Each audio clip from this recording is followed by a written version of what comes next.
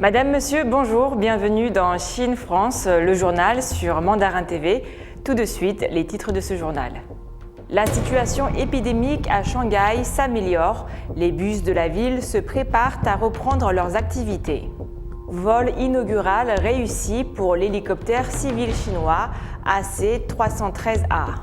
La Chine accélère la mise en œuvre des politiques fiscales et budgétaires pour stabiliser la croissance. La Chine lance un smartphone sécurisé par la technologie quantique. Des chercheurs chinois ont découvert un reptile de 244 millions d'années, dont la queue est la plus longue de son espèce. Alors que la situation épidémique continue de s'améliorer à Shanghai, la ville a indiqué que les transports en commun reprendraient progressivement leurs activités par étapes à partir du dimanche 22 mai. Les compagnies de bus de la ville de Shanghai se préparent donc à reprendre la route. N'ayant eu aucune activité depuis près de 2 mois, les opérateurs de bus de Shanghai ont profité de ce laps de temps pour former des chauffeurs et vérifier les installations intérieures. Mais les choses ne seront pas exactement les mêmes pour les passagers une fois les bus opérationnels.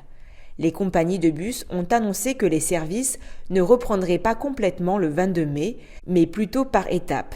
Les bus à destination d'endroits tels que les hôpitaux et les écoles reprendront en premier, avec des plages horaires plus courtes. Les reprises varieront également en fonction du nombre de cas de Covid à travers la ville. En parallèle des services de bus, le système de métro de Shanghai se prépare lui aussi à reprendre son fonctionnement. Un grand hélicoptère civil de fabrication chinoise a effectué son vol inaugural depuis la province orientale chinoise du Jiangxi. Cet hélicoptère multifonctionnel est une actualisation du modèle AC-313 développé indépendamment par l'AICC, la Société de l'industrie aéronautique de Chine. Ce nouveau modèle peut accueillir jusqu'à 28 personnes à son bord, avec une charge maximale au décollage de 13,8 tonnes. Il devrait être mis sur le marché après avoir reçu sa certification avant 2025.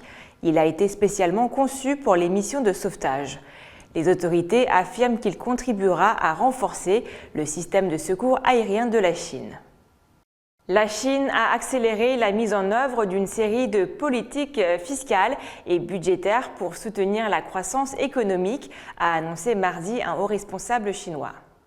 Pour stimuler la vitalité des entités du marché, la Chine a intensifié ses efforts pour mettre en œuvre de nouvelles politiques de soutien combinées par le biais de réductions d'impôts et de taxes, a déclaré Xu Hongcai, vice-ministre chinois des Finances, lors d'une conférence de presse.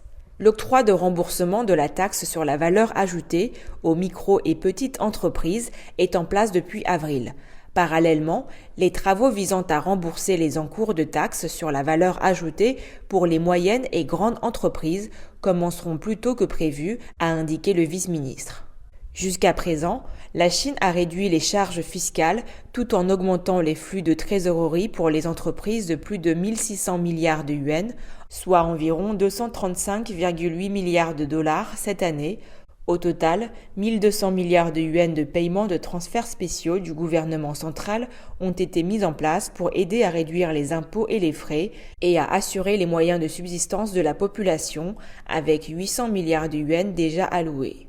D'après lui, la Chine a également encouragé l'émission et l'utilisation d'obligations par les gouvernements locaux à vocation spéciale afin de développer des investissements efficaces. Au 15 mai, les gouvernements locaux avaient émis 1500 milliards de yuans d'obligations à usage spécial contre 1300 milliards de yuans par rapport à la même période l'année dernière.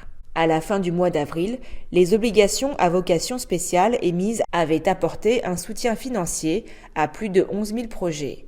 Des mesures de soutien aux entreprises ont été dévoilées pour les aider à surmonter les difficultés, a noté le vice-ministre. Des politiques fiscales préférentielles ont été accordées aux secteurs fortement touchés par la Covid-19, tels que la logistique et la restauration. Les gouvernements locaux sont également encouragés à fournir des subventions aux entreprises et aux travailleurs indépendants qui ont des difficultés à payer leur loyer, leurs factures de services publics et les frais de prévention de la Covid-19. Un fournisseur de services de télécommunications chinois a lancé un smartphone utilisant une technologie quantique qui peut garantir que les discussions de l'utilisateur sur l'appareil sont presque inviolables. Selon un article du Science Daily publié le 17 mai, le Tianyi numéro 1 2022, lancé par China Telecom, est un smartphone équipé d'un module de cryptage quantique sécurisé et d'une carte SIM spécialement conçue qui peut crypter et déchiffrer les appels vocaux sur le téléphone à l'aide de la distribution de clés quantiques.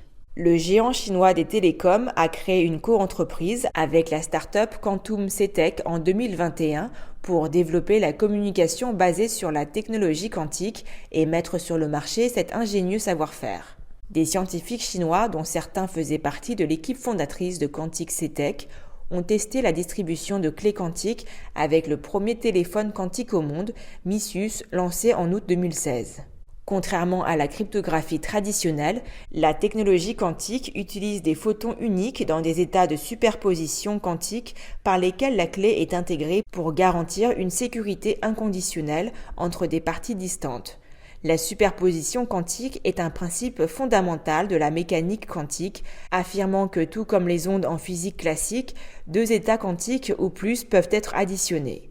La communication est donc inviolable car toute tentative d'interception de la clé serait connue immédiatement à la fois de l'expéditeur et du destinataire prévu. Lorsqu'un utilisateur lance une conversation sécurisée quantique, une clé secrète sera générée au hasard pour vérifier son identité, a expliqué Zhang Rutong, ingénieur chez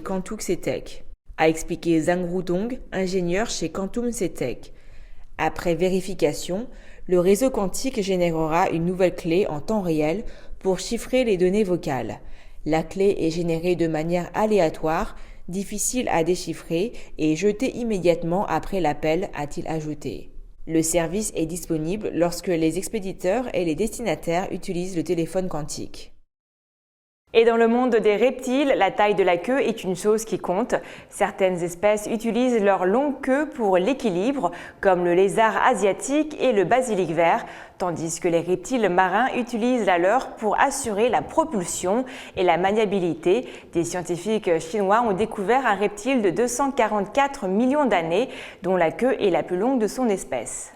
Début mai, des scientifiques chinois ont signalé la découverte d'un squelette fossile complet d'une nouvelle espèce de reptile marin dans la province du Yunnan, dans le sud-ouest de la Chine, qui parcourait l'ancienne mer il y a environ 244 millions d'années pendant la période du Trias. Cette créature préhistorique possédait la plus longue queue de tous les pachypleurosaures connus. C'est aussi la plus ancienne trace fossile de cette famille de reptiles en Chine. Les pachypleurosaures sont un groupe de reptiles marins ressemblant à des lézards de taille petite à moyenne, ayant vécu du Trias précoce au moyen. Le fossile mesure 47,1 cm de long et sa queue s'étend sur plus de la moitié de la longueur de son corps, soit 25,4 cm. Fait remarquable, la queue du reptile découvert contient 69 vertèbres, contre 58 pour cette espèce en général. En comparaison, les humains n'ont que 33 vertèbres. Selon une étude publiée dans la revue Scientific Reports, les scientifiques pensent que son long corps associé à une longue queue aurait pu lui fournir une bonne efficacité énergétique et une bonne maniabilité dans l'eau, ce qui en fait un excellent nageur. C'est la fin de votre émission, merci à tous de l'avoir regardée. N'oubliez pas de vous abonner à la chaîne YouTube de Mandarin TV et pensez à activer la clochette de notification pour ne rien rater. Très belle journée ou très belle soirée à tous.